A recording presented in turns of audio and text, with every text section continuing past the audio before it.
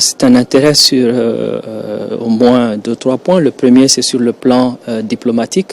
Les Émirats sont un partenaire, si je peux dire, historique du Mali. La coopération entre nos deux pays est une coopération qui date depuis très longtemps. Les Émirats ont toujours soutenu le Mali et notamment pendant ce voyage, vous avez assisté à la signature d'un protocole d'accord entre le fonds qui porte le nom de l'émir actuel et le Mali, notamment sur les questions d'emploi des jeunes et aussi de soutien aux PME. Donc il y avait ce premier point-là, c'est celui de la coopération, le renforcement de la coopération bilatérale entre le Mali et les Émirats. Le deuxième point, c'est les opportunités d'investissement.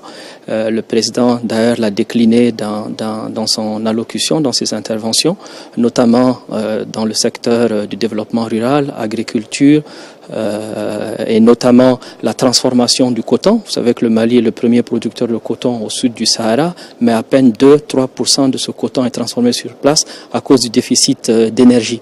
Et nous avons un potentiel très important dans les énergies renouvelables au Mali, notamment solaire, mais également l'énergie hydraulique, c'était le cas de le présenter, dans les mines également. Et sur ce point très précis, la question est comment s'assurer, comment gérer nos ressources de manière durable. Le Mali est troisième producteur d'or en Afrique, mais producteur historique de ce minerai.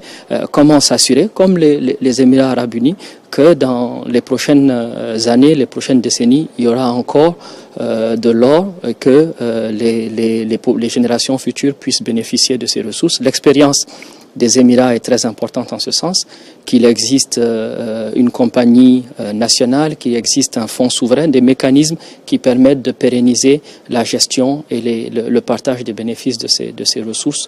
Donc ça a été également le troisième point, l'occasion de partager l'expérience, de partager les bonnes pratiques en termes de gestion des ressources naturelles.